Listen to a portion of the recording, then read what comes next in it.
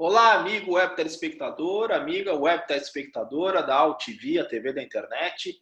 Estamos começando mais uma edição do Agropapo, o seu talk show digital do novo agronegócio. Nestes tempos de quarentena, vocês têm acompanhado, estamos fazendo nossas entrevistas, nossas edições por videoconferência.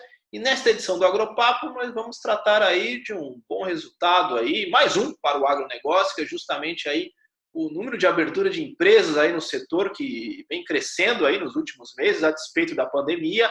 Mas para poder falar com propriedade sobre este assunto, eu tenho a grande satisfação aqui de receber o Marcos Pazini, responsável por esse estudo aí, IPC Maps. Marcos, satisfação contar contigo no Agropapo, meu caro. Legal, satisfação é minha, Ronaldo. Estamos à disposição aí para bater um bom papo sobre os principais resultados desse estudo de 2020. Muito bem. Eu queria que a gente pudesse começar você justamente falando essa questão aí, que o agronegócio aí vem verificando justamente aí um aumento no número de abertura de empresas. É isso, Marcos, que o levantamento atesta? É exatamente isso. Nós fazemos esse estudo todo ano, desde 1995. E trazemos uma série de informações do mercado, seja consumidor, em termos demográficos, em termos de potencial de consumo, e agregamos algumas informações adicionais para facilitar o trabalho de planejamento das empresas que são nossas clientes. E nesse sentido, a gente tem informações da quantidade de empresas que você tem instalado em cada município brasileiro por ramo de atividades. Desde 1995, a gente nunca teve um resultado negativo em termos de quantidade de empresas do ano atual para o ano anterior. É a primeira vez que isso acontece, mesmo a gente tendo resultados do potencial de consumo negativos, caso coisas que aconteceram em 2015 e 2016. Então, este ano, 2020, é o primeiro ano que o total das empresas brasileiras é menor do que o ano anterior. Esse ano tem pouco mais de 20 milhões de empresas instaladas no Brasil, ativas, e o ano passado eram mais de 23 milhões de empresas. Ou seja, uma redução de mais de 13% no total das empresas brasileiras aí nesse período de um ano. Tá. E o único destaque negativo, destaque positivo nesse sentido, é o setor do agronegócio, que cresceu 6,9% entre o ano passado e esse ano. Né? Então, é esse o destaque. O consumo está menor esse ano, a quantidade de empresas no total está menor, a população não está menor, mas está com uma condição pior do que a gente tinha em 2019. Então, novamente, o destaque positivo para 2020 é o desempenho das empresas do agronegócio brasileiro. Tá, e aí, de acordo com o estudo aí do IPC Maps, justamente são aproximadamente 703 mil empresas envolvidas aí no agro, é isso, né? Esse ano sim. Esse ano, 703 mil empresas que são do setor de agronegócio, contra 657 mil do ano passado, né? O que dá um crescimento de 6,9% nesse período, contra as outras três categorias de empresas, indústria, serviços e comércio, que tiveram um resultado muito ruim nesse período. Destaque negativo aí fica para o comércio, né, que teve um fechamento de 23,4% das empresas. Esse ano aqui você tem 5 milhões 740 mil empresas de comércio, só para você sentir o drama, 5 milhões 740 mil esse ano são comércio, o ano passado eram 7 milhões e meio de empresas do comércio. Veja quantas empresas do comércio fecharam nesse período de um ano. Sim. Agora, dentro dessas 703 mil empresas aí do agro, qual que é o escopo aí? Enfim, o estudo ele abrange desde quando? Toda a cadeia produtiva, desde o pré-insumo até o varejo, como é que é esse perfil aí das empresas? Essas empresas elas são classificadas segundo o Código Nacional de Atividade Econômica, né, que é o código oficial que você usa quando você vai abrir uma empresa. Então, aqui desse setor do agronegócio, você tem o KNAI 01, o 02 e o 03, que são especificamente empresas que cuidam de agropecuária, pecuária, agricultura, exploração e tudo mais. Então, são esses três KNAIs específicos que nós temos as quantidades aí dessas empresas. Tá, então a gente pode dizer assim que são empresas notadamente mais voltadas à produção mesmo em si. Produção de alimentos, de energia renovável e tudo mais. Aí a gente podemos fazer uma separação, então, que não estamos contando, por exemplo, empresas de insumos, seria isso? Exatamente. A empresa de insumo, a princípio, ela é uma indústria. Certo. Então, ela está no setor de indústria. A empresa de comercialização deve estar no comércio, aí, ou prestação de serviços, dependendo do ramo aí que você tem essa comercialização. Agronegócio é, como eu te disse, só 3 quinais, 01, 02, 03, posso até abrir aqui e te dar mais detalhes, Certo. mas a gente trabalha muito mais focando as informações de potencial de consumo do que efetivamente essa questão do ramo de atividade da empresa e especialização em termos de empresas. Então, deixa eu te dar um perfil disso aqui, você quer ver? Tá, mas aí a gente batendo um papo aqui, no fundo, na verdade, se as 703 mil são mais focadas na parte de produção, o universo do agro aí tem muito mais, né? Tem muito mais. Né? Tem muito mais, né? Olha, o KINAI 01 que eu te disse, só para ficar mais claro para quem está ouvindo a gente, claro. É o setor de agricultura, pecuária e serviços adicionados, né? Certo. É cultivo de arroz, milho, trigo, fungo e assim por diante. Ou seja, é cultivo mesmo específico. O 02, deixa eu chegar nele aqui, é produção florestal. Então, você tem cultivo de eucalipto, de pinos, extração de madeira e coisas desse tipo. Tá, silvicultura, o 03, né? E o 03 é pesca e aquicultura. Aí não preciso dar mais explicações, está explicado aí que é criação de peixes e exploração do comércio e tudo mais de peixe. Mas tudo em termos de criação, tá? Nada em termos de comércio. Como você disse, o comércio deve estar em outros setores. Sim, nessa parte de criação aí está envolvida a indústria de carnes também ou não? A parte de pecuária? Tem pecuária aqui no meio, tem né? Pecuária. No 01. Tá no 01. Pecuária. No grupo 01 tá a pecuária, né?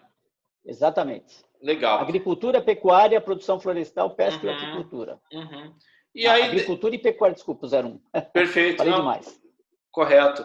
E dentro do relatório houve um destaque aí justamente para as regiões centro-oeste e sudeste, né? Sim.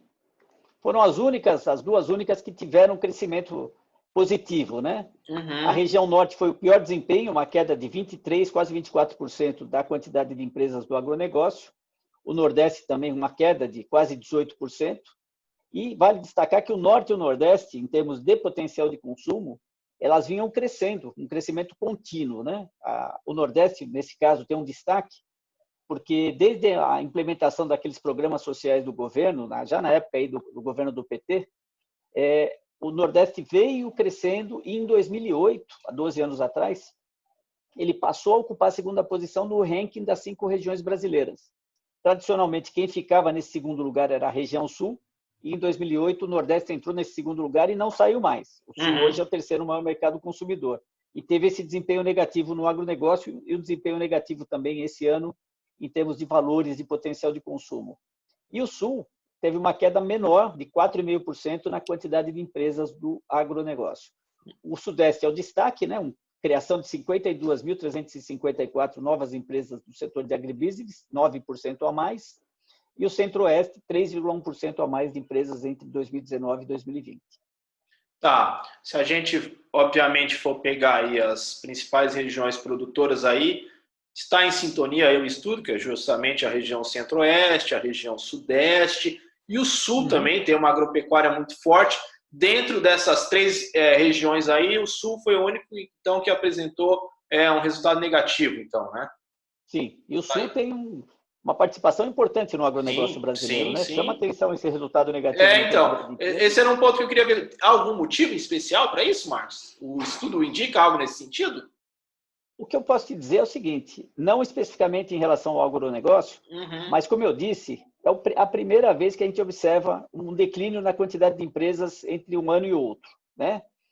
O que a gente tem verificado ao longo dos últimos anos é que a quantidade de empresas ela vinha crescendo, principalmente devido à regularização de pequenos negócios, que viraram microempreendedores individuais e, dependendo do sucesso, viraram microempresas. Então, esse ano aqui, aparentemente, houve vamos dizer assim, um acerto de contas por conta da pandemia, fechamento aí das empresas por um período longo de tempo, e essas pequenas empresas criadas ao longo dos últimos anos não resistiram e fecharam. Então, pode ser uma das causas para que na região sul você tivesse esse declínio na quantidade de empresas também do agronegócio em 4,5%. Empresas pequenas que tinham sido abertas e, de repente, não aguentaram agora esse período de quarentena, tiveram que fechar as portas por conta de falta de capital de giro, né, pagar funcionário e essas coisas todas que a gente está cansado de ouvir aí na imprensa em geral. Certo. Mesmo antes da pandemia, a agricultura, a agropecuária, o agronegócio, ele já passava justamente por um processo, vamos dizer assim, de digitalização bem acentuado aí da produção, dos processos, enfim, tudo mais. O estudo faz alguma correlação nesse sentido, justamente identifica algo nesse sentido, assim, da digitalização, nesse aumento das empresas aí do agronegócio, no número de empresas do setor?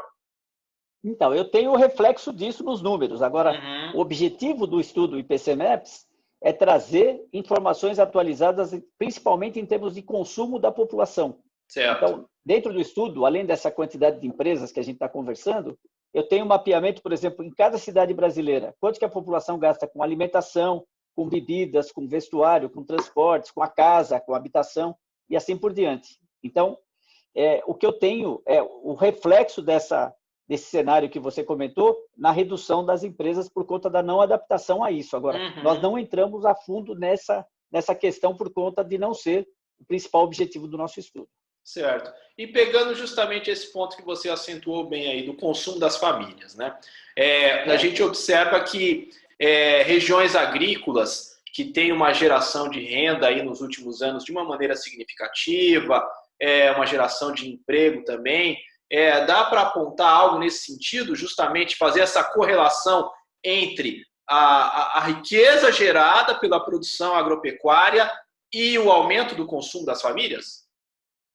Olha, o que eu posso dizer é o seguinte: nós tratamos do consumo separando área urbana e área rural dos Certo. mercados, tá? E, obviamente, com isso você pode separar também capitais e interior do Brasil e coisas nesse sentido. Uhum. O consumo fora dos grandes centros, fora das regiões metropolitanas, além de capitais brasileiras, ele já, ao longo dos últimos anos, ele vem crescendo mais acentuadamente do que na capital. Uhum. Então, isto, obviamente, tem a ver com o desenvolvimento maior do agronegócio, com essa geração de empregos fora dos grandes centros. Tá? O ano passado, por exemplo, em 2019, as 27 capitais brasileiras eram responsáveis por 28,9% do consumo. Tá? Basicamente, um ponto percentual cada capital. Certo. Esse ano, essa participação cai para 28,3%. Né? Aparentemente é uma queda pequena, 28,9% para 28,3%, mas vale dizer que em 1995, quando nós fizemos pela primeira vez os cálculos de potencial de consumo, as 27 capitais participavam com mais de 45% do consumo brasileiro. E se você pegar a curva de 1995 até 2020, ela é uma curva decrescente, sem exceção. Entendeu? Então, isso mostra que, especificamente fora das Uhum. capitais, fora dos grandes centros, você está tendo um dinheiro mais bem distribuído do que só concentrado nos grandes centros. Sim, faz todo sentido o raciocínio.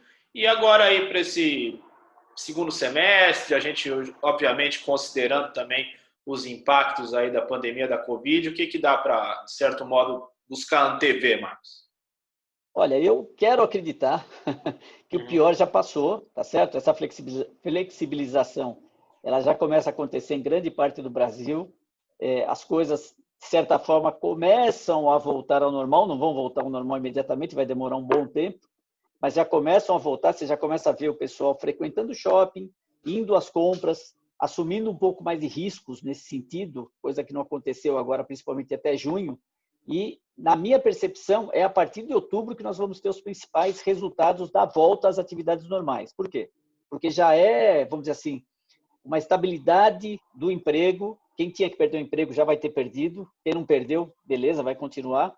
Já vai ter a renda, vamos dizer assim, garantida, e ele vai poder assumir prestações para compra de produtos que são, vamos dizer assim, não são de primeira necessidade. E aí vai estar atrelado a recebimento do 13º, final de ano, compra de presentes do Natal e coisas desse tipo. Então, a partir de outubro, eu creio que as coisas começam a voltar ao normal, de tal forma que em 2021, ao invés de ter uma queda como nós tivemos esse ano de mais de 5% em termos de potencial de consumo, o ano que vem nós tenhamos um crescimento superior a 3 ou 4% do potencial de consumo das famílias, até para recuperar esse tempo perdido. Legal, Marcos. Já é um grande bordão e chavão do Agropapo, que boa conversa acaba passando rápido. Eu quero uma vez mais agradecer a tua participação aqui no nosso talk show digital do Novo Agronegócio, apontando aí justamente a evolução aí no número de empresas do agro e também justamente essa questão aí do avanço aí do consumo das famílias no interior, em contraponto aí às grandes metrópoles, né? Um dado importante aí que certamente tem correlação aí com o avanço da agricultura e da pecuária no Brasil. Enfim, quero uma vez mais agradecer aí a tua participação e, por gentileza, se você quiser deixar algum contato aí para quem quiser mais informações sobre a pesquisa, enfim, sobre todos os trabalhos aí da consultoria, o espaço está aberto. Legal, eu agradeço a oportunidade. Quem quiser mais informações sobre a nossa empresa é www.ipcbr.com. O telefone é 11 94318 0000 e por e-mail marcos@ipcbr.com. A gente está à disposição para qualquer esclarecimento, qualquer eventualidade aí que tenha ficado dúvida, a gente esclarece rapidamente. Muito bem. Dado o recado, e assim encerramos esta edição do Agropapo, o seu talk show digital do Novo Agronegócio. O Agropapo tem produção, direção e apresentação de Ronaldo Luiz, e a direção jornalística da AltV, a TV da internet, é do jornalista Alberto Luchetti. Encerramos esta edição, voltamos na próxima. Um abraço e tchau, tchau.